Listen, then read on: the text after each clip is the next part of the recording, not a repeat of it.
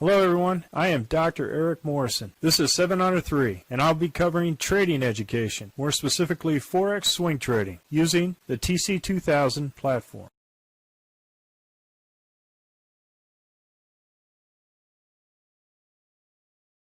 Hello, this is the week in review for the Forex currencies ending in 22 January at 4 p.m. Central Time. Start off with the Aussie dollar, Canadian dollar for the week. We had Sunday, no trade. We didn't have a trade until Wednesday for a short. Came out to be a loss. Aussie dollar, Swiss franc, very choppy week with the inauguration here in the U.S. A lot of uncertainty out there as far as the currency markets go. And when the new Biden administration's policy towards trade, and that should clear up the markets for directional valuations. We had a short here on Sunday with two red candles south of the RL10. A loss, another short on Tuesday with another loss. No further trade for the rest of the week. Aussie dollar, Japanese yen, we had a 1-2-3, so this is a follow through and no further trade. We did have a trade here on Wednesday with an initial loss. Aussie dollar, New Zealand dollar, had no trade here. We did have a trade here for a loss and a 1-2-3 punch out. Aussie dollar, US dollar,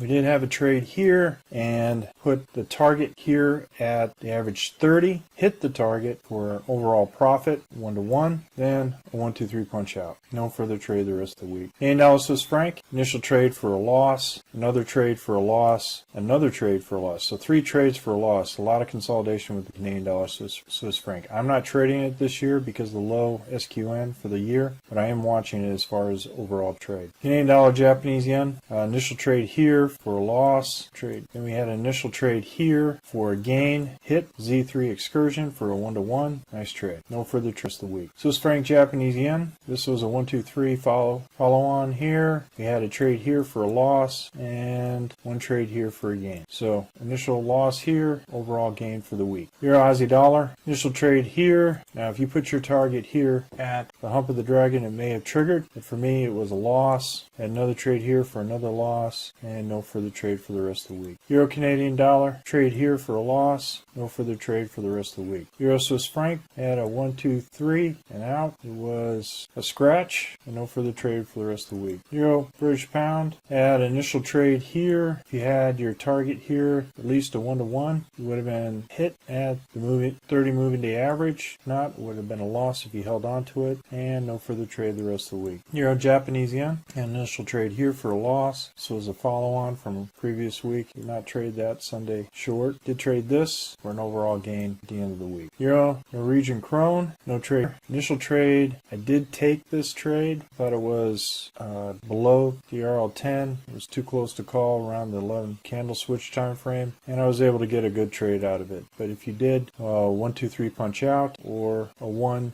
you would have been out for a loss on Friday. So I was out 1-2-3 punch out. Euro, New Zealand dollar, we had a 1-2-3 punch out, then initial short for a loss here, overall loss for Euro, New Zealand dollar. Euro, Swedish krona, had an initial long here for a loss, and then initial short here for a loss. No further trade for the rest of the week. Euro, US dollar, did not trade this because this was over the RL10. It did not trade. It was right at the Z3 excursion, right around that liquidity zone. So when we're looking at trading, we had a trade here for initial loss, another trade for another loss. British pound, Aussie dollar, no trade. All green, high candle. Even though we had red candles below the RL10, did not work out that way. So no trade. British pound, Canadian dollar, we had one trade here for a loss right at the RL10, and that was the inauguration day. British pound, Swiss franc, had an initial trade here for a short, had the target at the RL90, hit it. Initial trade here for a loss on Thursday. No further trade. British pound, Japanese yen, initial trade here for a loss, initial trade here for another loss. All right, so if you had a 1-to-1 on this, you would have hit your target.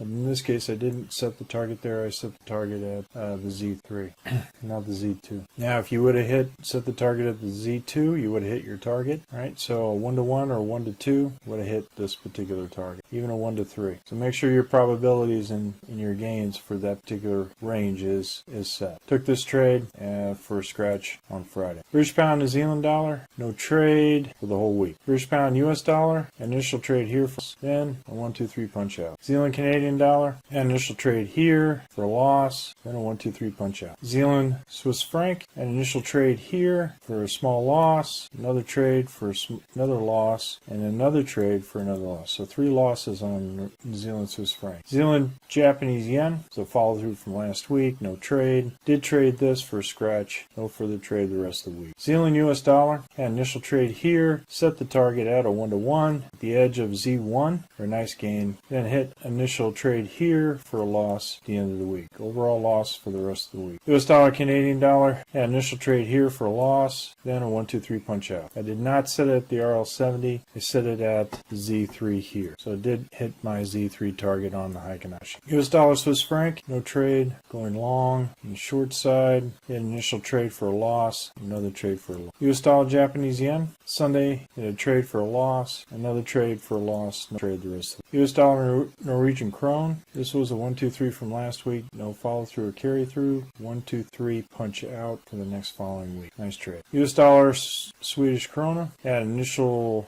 trade here for a loss, then a 1-2-3 punch out. US dollar South African rand, no trade here, 1-2-3 punch out. No further trade the rest of the week. Looking at silver, started to inch up this week, just kind of hovering around this particular area, consolidation. Same thing with gold, just kind of hovering around here, around the 200 moving day average. We'll see whether it breaks up to the upside or to the downside. South African rand, Japanese yen, had a no trade here, initial trade, 1-2-3 punch out, and no further trade the rest of the week. Well, folks, that's all I have for Forex currencies week in review. We're currently conducting a Forex boot camp and a Forex intermediate course. If you're interested, click on the link below. And remember, ruthless risk management. Have a great weekend, everyone, and happy trading. I'll see you on Sunday. Well, if you like this video, go ahead and hit the like button below and the subscribe button. And if you want more information on TC2000, I have an affiliate link below. If you open up a TC2000 account, you will receive a $25